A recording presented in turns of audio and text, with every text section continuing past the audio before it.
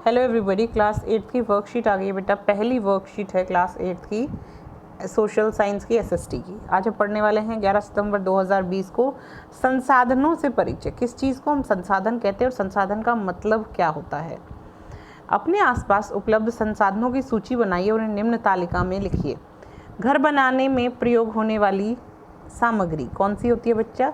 ईंट, मिट्टी, सीमेंट, ये सारी चीज़ें होती हैं। घर में प्रयोग होने वाली सामग्री, घर में क्या क्या होता है? पलंग जो लकड़ी का बना होता है। यहाँ पर देखिए कौन सी चीज़ किस ईंट बनी होती है मिट्टी की, पलंग बना होता है लकड़ी का, चम्मच बनी होती है स्टील की। प्रकृति से प्राप्त होता है खाना, खाना जो हम खाते हैं जैसे कि चावल। उन वस्त्रों को जो हम पहनते हैं, कमीज़, कमीज़ किसकी बनी होती है? सूत की, यानी सूती कपड़े की। ईंधन किस चीज़ का बना होता है? पेट्रोल का। ये सब चीज़ें किस किस चीज़ से बनी होती हैं ये हमने देखा, और क्या क्या चीज़ें होती हैं ये भी देखा। इन चीज़ों को दो श्रेणियों में विभक्त किया जा सकता है। वे वस्तुएं जिनका आर्थिक मूल्य है, वे वस्तुएं जिनका आर्थिक मूल्य नहीं है। जैसे कि किस चीज़ का आर्थिक मूल्य है इन चीज़ों में? आर्थिक मूल्य देखिए, मिट्टी का कोई आर्थिक मूल्य नहीं है, लेकिन ईंट का आर्थिक मूल्य है। लकड़ी का कोई मूल्य नहीं है, लेकिन क्या? पलंग का मूल्य है। ये बात समझ रहे हैं आप? तो कई चीज़ों का खुद का कोई मूल्य नहीं होता, लेकिन जब उससे कोई चीज़ बना दी जाती है, कोई और चीज़ बना दी जाती है, तो उस चीज़ का मूल्य हो जाता है। मिट्टी का खुद का कोई मूल्य नहीं है, लेकिन जब उसको ईंट की फॉर्म में बना दिया जाता है तो लगभग 6 रुपये की एक ईंट आती है। आपको पता है? क्या आपको लगता है ये दोनों ही महत्वपूर्ण है? कारण बताइए, आपको क्या लगता है? मिट्टी और ईंट दोनों महत्वपूर्ण है? हाँ, बिना मिट्टी के दोनों ही महत्वपूर्ण है।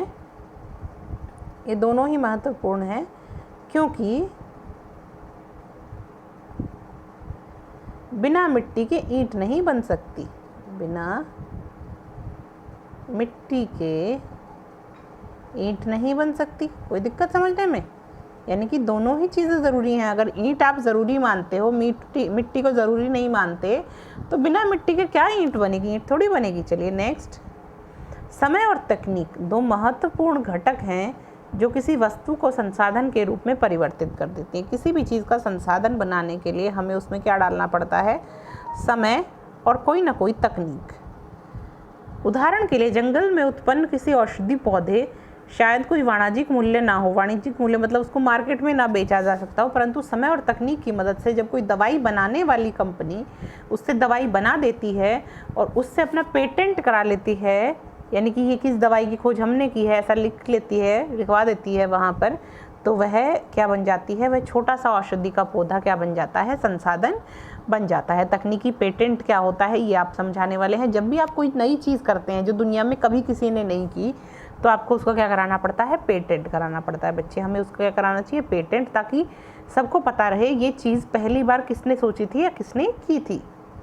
नवीन ज्ञान कौशल का प्रयोग नई वस्तुओं के आविष्कार के लिए करना, इसका तात्पर्य किसी विचार या आविष्कार पर एकाधिकार से है। यानी कि तकनीक होता है नवीन ज्ञान और कौशल का नई वस्तु का आविष्कार करना, इस तकनीक। और पेटेंट होता है कोई विचार, नया विचार या कोई आविष्कार, उस पर एकाधिकार करना कि अगली बार जब वो चीज़ कोई और बनाएगा तो आपसे परमिशन लेगा। इसको कहते हैं पेटेंट।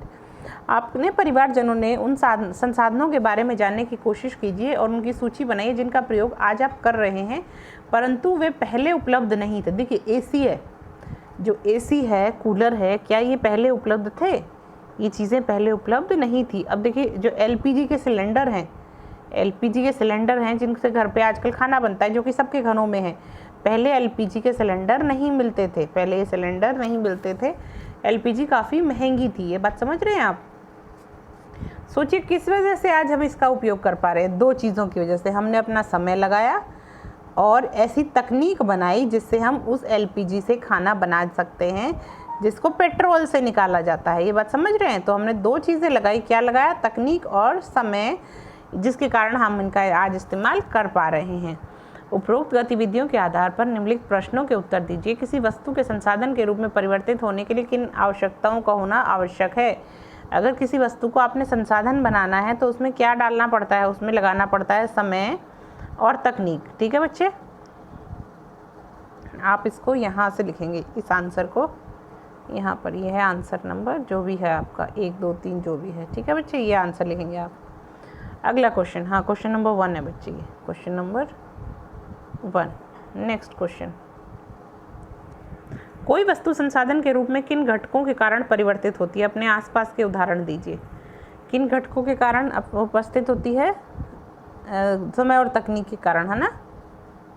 क्लियर है? 2 घटकों के नाम आपको लिखने हैं, तो आप क्या लिखेंगे? समय और तकनीक। समय लिखेंगे और क्या लिखेंगे? तकनीक। नेक्स्ट क्वेश्चन, तालिका 1 के आधार पर आपने जो सूची बनाई है उसमें वस्तुएं जिन्हें हम प्रकृति से प्राप्त करते हैं, वस्तुएं जिन्हें मनुष्य द्वारा बनाया जाता है। देखिए, जो वस्तुएं हमें प्रकृति से मिलती हैं, लकड़ी प्रकृति से मिलती है, मिट्टी प्रकृति से मिली है, पेट्रोल प्रकृति से मिला है, तो लगभग सारी चीज़ें हमें किससे मिली हुई हैं? प्रकृति से। और मनुष्य ने क्या बनाया? मनुष्य ने उससे क्या, लकड़ी से बना दिया पलंग। लकड़ी से क्या बना दिया? फर्नीचर बना सकते हैं, लेकिन यहाँ पलंग लिखा है तो हम पलंग भी लिख सकते हैं। लकड़ी से बनाया फर्नीचर, ठीक है बच्चे।